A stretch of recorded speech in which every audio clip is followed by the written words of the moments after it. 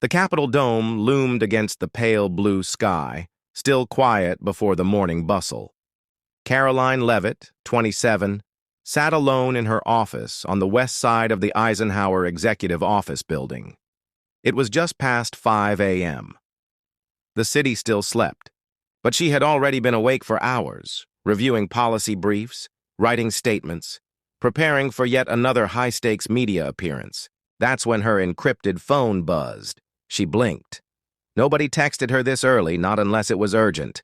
A single message lit up her screen.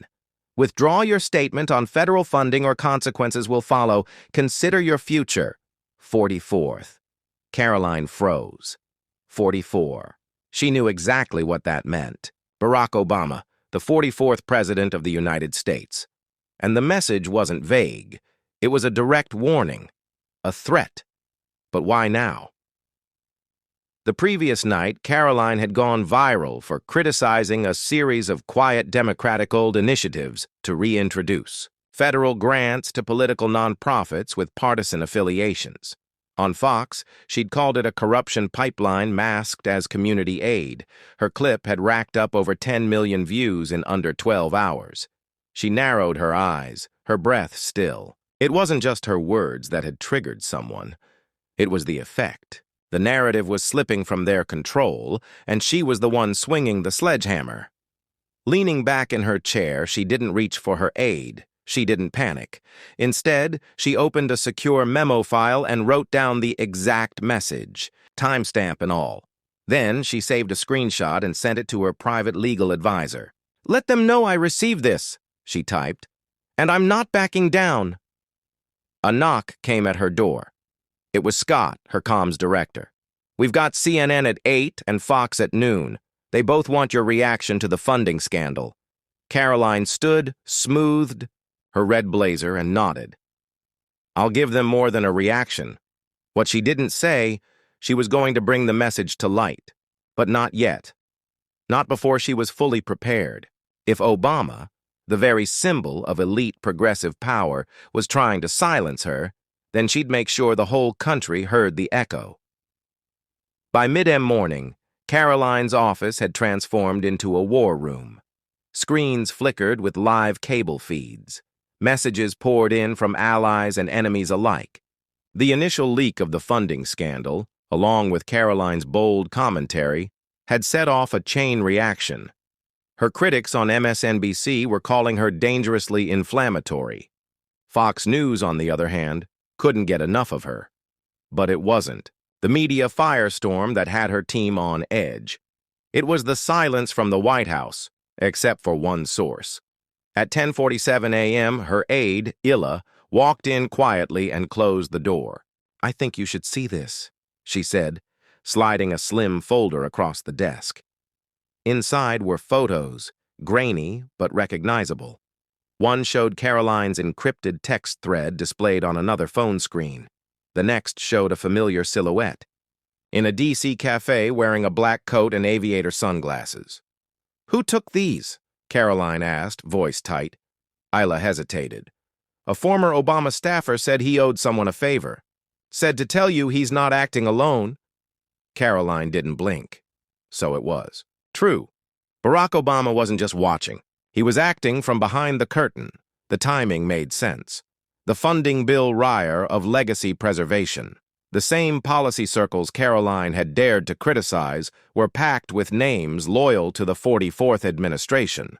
"I want confirmation from 2 more sources," Caroline said. "Then I'll go public." "Are you sure?" Illa asked. "Once you say his name, it'll be war. The media, the donors, they'll come after you." Caroline nodded. "Good. Let them." She turned to the window overlooking Pennsylvania Avenue, her heart pounding. Not from fear, but from clarity.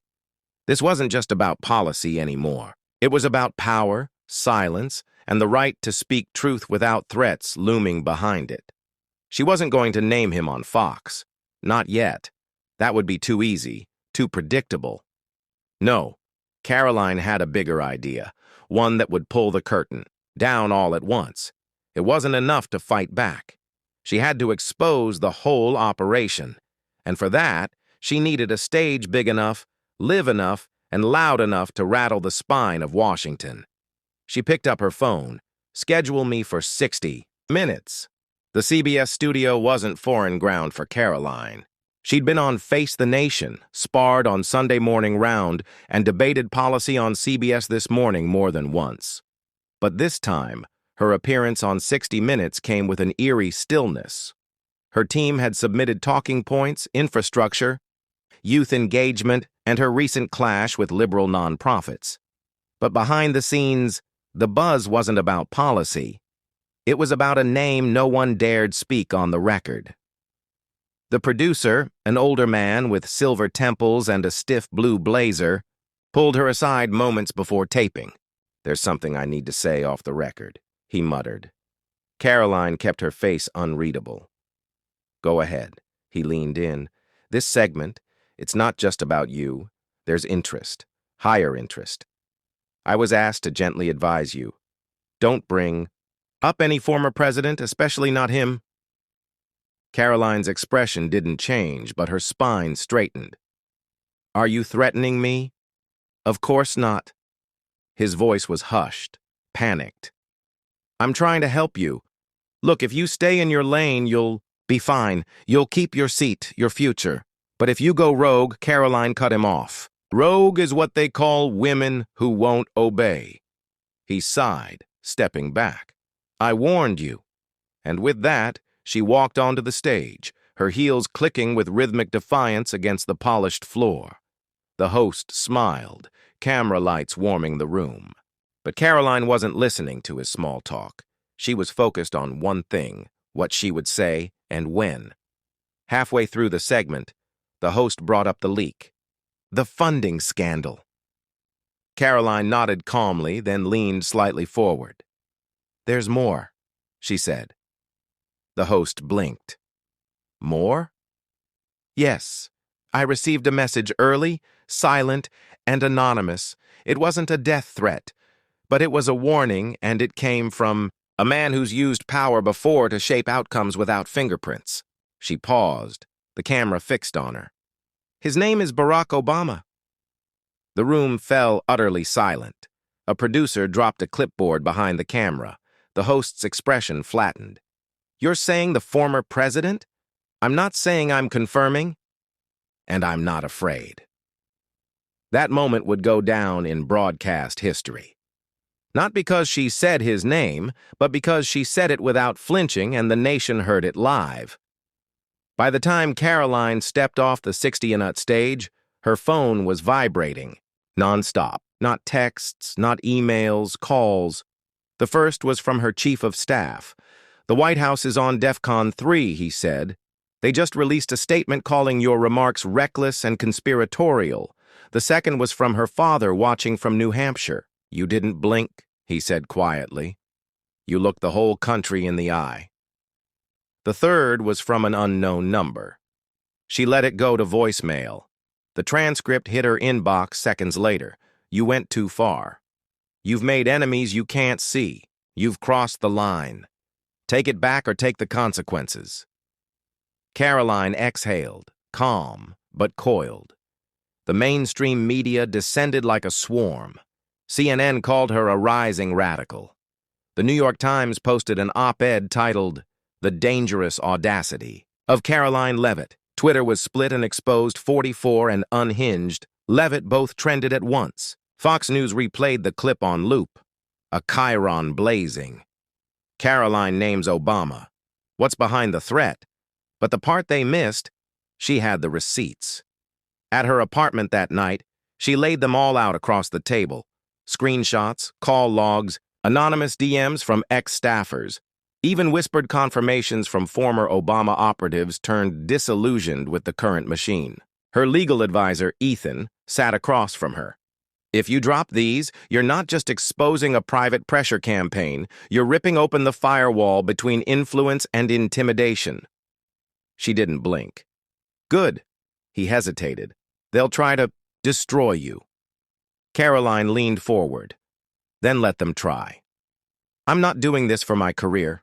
I'm doing it because the American people deserve to know what power really looks like when it operates in the dark. She had a folder prepared for 3 networks plus 1 for the Justice Department.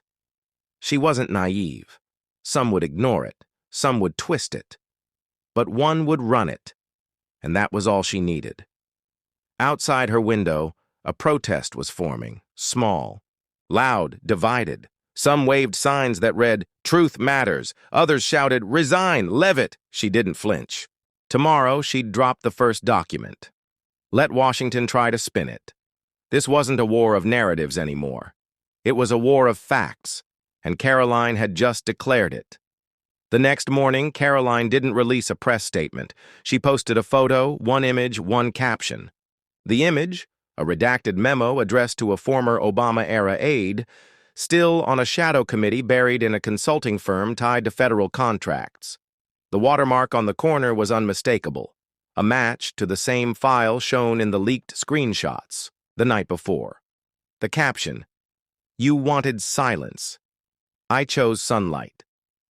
The post detonated in minutes. X, formerly Twitter, trended with number Obama memo, number Caroline New, and number Shadow 44. Conservative influencers called it the email that changed the tide. Liberal outlets scrambled to authenticate. The White House press secretary held a sudden gaggle, stumbling through a denial. "We can't confirm the origin or authenticity of that document." But Caroline didn't stop there. She sent full copies to 3 outlets, Fox, Daily Wire, and Politico. And while Fox was predictable, it was Politico that shocked the Beltway. Their headline, "Former Obama Advisors Still Steering Policy." Leavitt's leak raises new questions. Inside, Politico cautiously dissected the memo. The language matched prior interagency communications. The names, though blacked out, traced to known figures with White House visitor logs as recent as last month. Even the metadata lined up. And in the corner of the file, a digital signature. Faint, but real. The press couldn't look away. MSNBC tried to bury it, but by noon, even CNN was forced to discuss it. The panel split. It's reckless, but if it's real, this is huge. "Is Obama running a shadow government?" one guest asked. The anchor cut to commercial. Meanwhile, Caroline held a silent press conference. She stood before a podium, her American flag pinned straight, the silver cross on her collar glinting. She didn't take questions. She read the Constitution, only 1 clause. No person shall hold any office unless duly elected or appointed by the authority of law. Then she walked off. It wasn't just a scandal anymore. It was a constitutional crisis, and Caroline had lit the match. By nightfall, Washington was in full lockdown mode, not physically, but strategically. Every network was chasing her name. Every newsroom divided on tone. Some anchors begged for context. Others barked out warnings of civil instability. Caroline's name was now echoing not only through social feeds, but through secured government servers. At 9:47 p.m., she received an encrypted message. Not from a reporter, not from a troll, from a sitting senator. "Caroline, shut it down for your own good." No signature. But the source was clear. Someone from the Judiciary Committee. At 10:03 p.m., her signal was jammed, literally. The live feed for her planned live stream, where she intended to release memo number 2, cut out 2 minutes before going live. The backup signal routed through a secure server was inexplicably corrupted.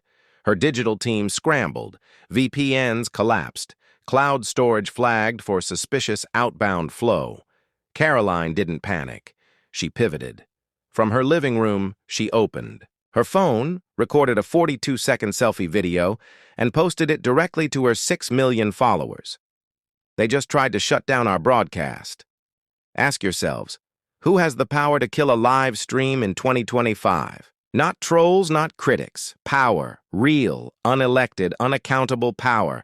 I'll be at the Capitol steps tomorrow morning. No cameras, no teleprompter. Just me and the truth. The video hit 14 million views overnight. The next morning, they tried again. As Caroline approached the Capitol, a team of Capitol Police intercepted her team at the edge of the grounds. A new regulation, they claimed. No informal briefings without prior approval. Caroline, flanked by 2 aides, didn't stop. She stepped past the line, stood on the first step, raised her phone. No mics, no network cameras, only her voice. To the ones watching in the shadows, behind the screens, behind the curtains of democracy, I see you and I won't stop. The truth you tried to bury has roots. It's already growing. Someone tried to shout her down from a Senate window. She didn't flinch. She stood there holding the second memo. This one with names unredacted. One name was already highlighted, Barack Hussein Obama. And once again, the country stopped. Within 24 hours of Caroline's impromptu Capitol statement, the Senate called an emergency hearing. Officially, it was framed as an inquiry into misuse of classified information by an unelected official. Unofficially, everyone knew what it was, a public flogging attempt. They wanted to embarrass her, intimidate her, silence her before she became a force too large to contain. The chamber was packed. Every major network tuned in. Chuck Schumer sat stone-faced behind the committee desk. Senator Whitehouse whispered to Senator Booker. Across the aisle, J.D. Vance observed silently, his jaw tight. Even Mitch McConnell looked up from his notes. Caroline walked in wearing a charcoal gray blazer, American flag pin on one lapel, silver cross on the other. No makeup team, no entourage, just her. The chair banged the gavel. Miss Leavitt, you've been summoned here today to address serious concerns regarding your public accusations. But Caroline interrupted calmly, firmly. Accusations backed by evidence, Mr. Chairman, and if this chamber still respects the Constitution, I'd like to present that evidence under oath. Murmurs rippled across the room. Senator Booker raised an eyebrow. You mean to tell us you're willing to be cross-examined? She nodded once, in full view of the American people. That wasn't the plan. They expected panic, not poise. They expected retreat, not defiance. She placed a folder on the table, opened it, and pulled out the second memo. This one showed coordination between Obama-era advisors and current nonprofit policy consultants operating out of an office 3 blocks from the White House. Caroline spoke clearly. Page 3 shows meeting notes from March 9th. That's 18 days, before a border policy shift occurred, one this chamber never formally approved. Senator Schumer interrupted, voice raised. Miss Leavitt, these documents are unverified. I verified them with 3 cybersecurity firms. She shot back, and the metadata traces back to a device used by one of President Obama's former deputy chiefs of staff. Silence fell. The public feed delayed for 3 seconds, enough for staffers to consider pulling the plug, but Caroline looked straight at the camera and said, If I'm lying, charge me. If I'm wrong, disprove me. But if I'm right, then ask yourselves, why is no one else in this room holding the powerful accountable? The room froze. The cameras kept rolling, and for the first time, it was the Senate that looked like it had something to hide. By the next morning, Subpoena Obama was the #1 trending tag in America. Even Democrats were rattled. The footage of Caroline standing alone before the Senate, staring down senior lawmakers with unflinching resolve, played on every loop. On Fox as a declaration of truth, on CNN with caution, and on MSNBC with a level of unease no one could disguise. But what came next, no one saw coming. A sitting Democrat, Senator Elijah Freeman from Michigan, a former Obama campaign strategist turned moderate lawmaker, stepped up to the podium at a local town hall and said 3 words that sent a political earthquake through Washington. Caroline was right. Gasps rippled through the small auditorium. Reporters whipped out their phones. Freeman, visibly conflicted, continued. I've seen the documents. I've verified their authenticity, and I can no longer sit back while unelected figures, even those I once admired, pull strings from behind the curtain. The clips spread like wildfire. By noon, 2 more moderate Democrats signaled support for an independent investigation. By 3:00 p.m., Politico published a piece titled, "Whispers Turn to Roars. Is the Obama Network Real?" Meanwhile, Caroline stayed quiet. She wasn't silent. She was deliberate. Her next move wasn't a press conference or a podcast appearance. It was an old-school letter printed, signed, sent directly to the Speaker of the House. In it, she called for a bipartisan resolution to launch a special counsel inquiry into the coordination between private foundations, former federal officials, and current White House initiatives. It included the full digital audit logs from the leaked documents. It ended with a quote from Thomas Jefferson, "Eternal vigilance is the price of liberty." At Fox headquarters, producers scrambled to cover it. At the DNC, panic set in. In a conference call leaked hours later, an aide to a senior Democrat could be heard shouting, "How the hell did we let her get this far? She was supposed to be a press secretary." But Caroline wasn't acting like a press secretary anymore. She was acting like a reformer, a challenger, a woman on a mission who no longer feared the old establishment's wrath. And outside the Capitol, crowds began to gather, holding handmade signs with 3 words painted bold: "We believe her." For 5 days, Barack Obama remained silent. The media speculated. Cable panels buzzed. Columnists from The Atlantic to The Federalist spilled ink trying to define the moment. Was it a right-wing stunt or the start of a reckoning? Caroline didn't speak during those 5 days either. She let the silence build until on the 6th day, Obama broke it. A surprise interview dropped on a Friday evening, prime-time positioning with NBC's Lester Holt, calm, measured, and dressed in a tailored Navy suit. Obama smiled through the first half of the interview. Questions about global initiatives, post-presidency, life, humanitarian work. Then Hall asked, "Mr. President, do you deny the existence of the memos Karoline Leavitt released?" Obama paused a moment too long. "Then I believe in the integrity of the office. And I believe that whoever is stirring these waters has a political motivation, not a civic one," Hull pressed. "So, you're not denying they're real?" Obama smiled slightly. "What I'm saying is context matters. Not every meeting is a conspiracy. It wasn't a denial, and America knew it. By morning, conservative networks were ablaze. Fox ran a chyron that simply read, "Obama says it's not denial if you smile." Even independents were turning. Caroline released a 2-minute video on her account later that evening. No edits, no flashy production. He didn't deny it. He just called it politics. But when unelected elites operate behind our elected government, it's not politics. It's betrayal. She laid out one new document, a meeting memo between Obama Foundation executives and the current Director of Domestic Strategy, held just 3 weeks before a major executive order was signed. This time, there was audio. A male voice on the recording said, "We'll let the White House announce it." But we wrote it. The voice was confirmed by an independent analyst as matching a known Obama-era deputy's voice. Obama's defenders panicked. The Lincoln Project called it a hit job.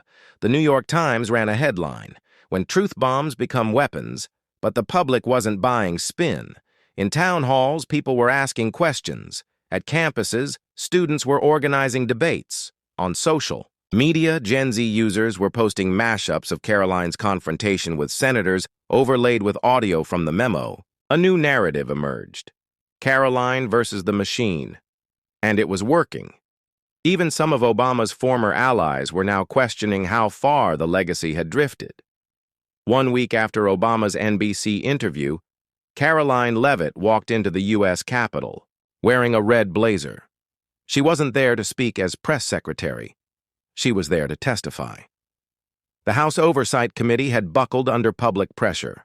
With bipartisan agreement, led surprisingly by Senator Freeman and Representative Byron Donalds, they opened a formal hearing into off-their-ord influence exerted by former Obama administration figures over Biden-era executive decisions.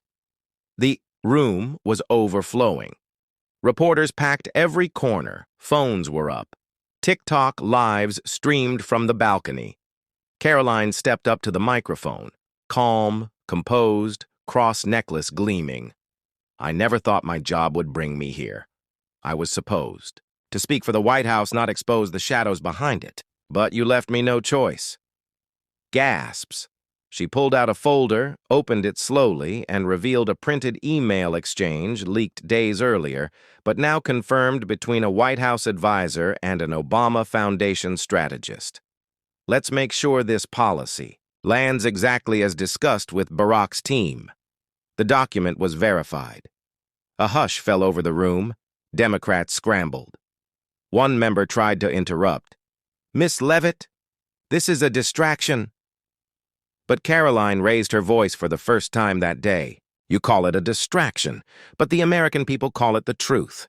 She turned directly to the cameras. "If we allow unelected figures, no matter how revered, to override democratic process, then we've surrendered our republic."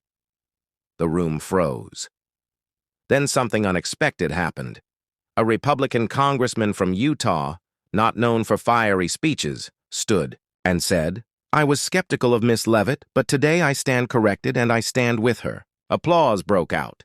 Not the usual polite claps, thunder. Even some Democrats sat in silence, stunned.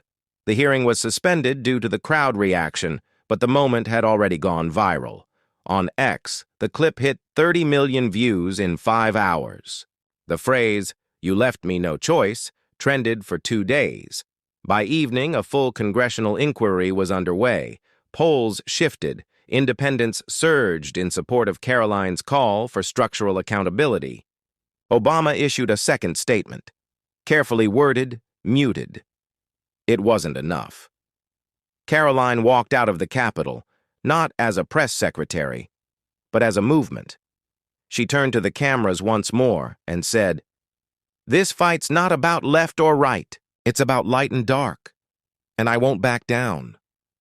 America didn't either. In a political landscape often clouded by partisanship and performance, Caroline Leavitt didn't just speak. She exposed. She stepped onto the stage as a White House press secretary, but walked off as something far more powerful, a symbol of generational defiance against institutional shadows. Her confrontation with Barack Obama didn't hinge on insults or partisanship. It was about truth, transparency, and the American people's right to know who truly pulls the strings behind closed doors. What began as a whispered threat ended as a national reckoning. Caroline didn't flinch when confronted by power. She stood, taller. And in doing so, she reminded an entire nation that courage isn't inherited. It's chosen, not once, but every time you stand, speak, and refuse to back down.